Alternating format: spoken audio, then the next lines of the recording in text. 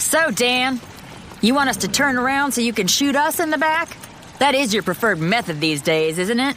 Belle, I'll give you a choice. The choice, Dan?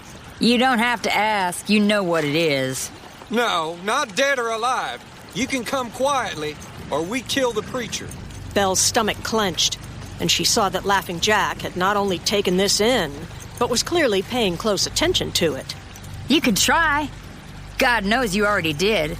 But I don't think Preacher would like that, and I always do what he wants now, don't I? I say we just shoot the damn Marshal and be done with it. You are a son of a bitch, Taylor. To Belle's amazement, Laughing Jack shook his head, gave her and Preacher a long, slow, knowing smile, and turned his horse. It's back to Arizona territory, boys. Laughing Jack may be crazy, but apparently he's against killing law. But 6 of Jack's men are sticking with Dan and Snake, so we're in big trouble anyway. Where's Zeke? We can't leave him here, and I don't want to hit him in any crossfire. Right here, pard. Impressive. Betsy and I learned how to move real quiet like over the years. When I give the signal, I want the 3 of you riding hell-bent for leather towards Spencer. And Ben, this is no time for any arguments. Got it. So, Snake, any words of endearment for me? No, little bitch. You and I got nothing that needs saying to each other. Sure we do. At least, I need to say something to you, Snake. Go to hell. Belle fired right between his horse's legs. As Preacher turned Obadiah, Ben realized this was the signal for them to run. Ben and Zeke followed Preacher's example.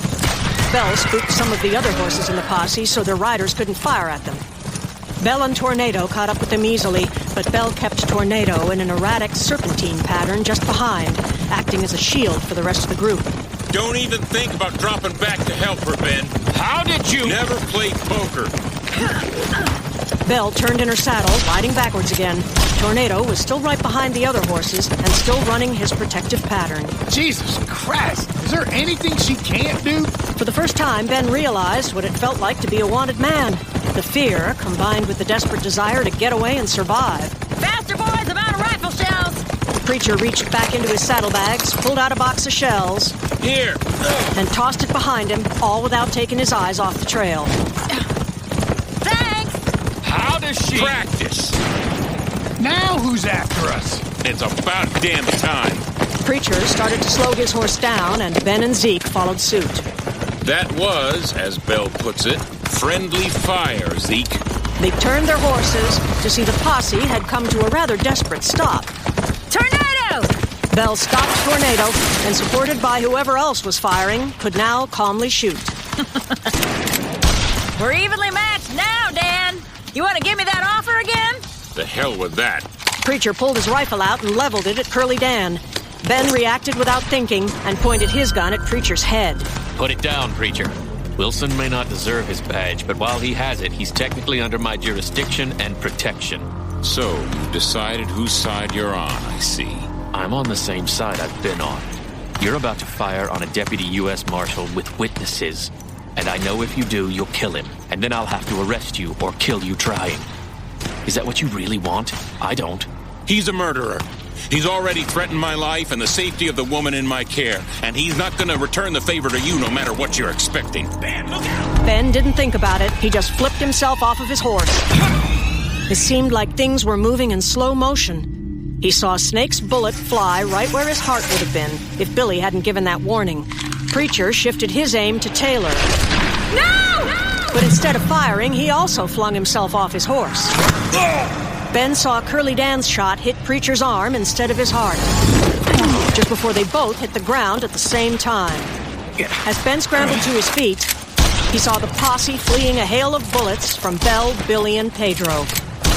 Snake's been hit, though I'm pretty sure that it wasn't fatal. How bad you hit, pard?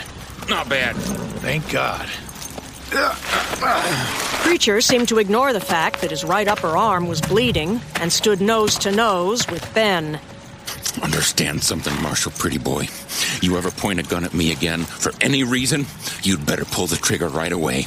Because the next time you have the audacity or stupidity to point your gun at me, I'll kill you if you don't kill me first. Comprende? Ben felt the beast wanting to make Preacher back down. but managed to remind himself that he was the one who almost got them all killed. He was the reason Preacher was hurt. He was the one who made the error in judgment. I'm... Oh, my God! Belle flung her arms around the Preacher. Preacher, are you all right? It's not bad, baby. Probably looks a lot worse than it is. Nothing you can't fix up in about 5 minutes. I'm so sorry. I should have just killed them. No, baby. You did the right thing. We'll talk about it later. I need to have you patch me up now, Belle, so I don't have to buy too many new clothes. Okay. Let's get to the side of the trail.